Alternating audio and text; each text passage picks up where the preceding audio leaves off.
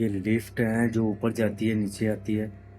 लेकिन आप हिसाब लगा लें कि मैंने आपको 12 साल बताए हैं। तो इस तरह की इसकी हालत हुई है, ये न जाने कब से बंद है। इन्हीं मामलात की वजह से इसको बंद किया हुआ है। ये जो सीढ़ियाँ हैं यहाँ पर कोई आता जाता नजर आया लोगों को, उसके बाद इसको बंद किया गया और रास्ते भी बंद कर दिए गए हैं।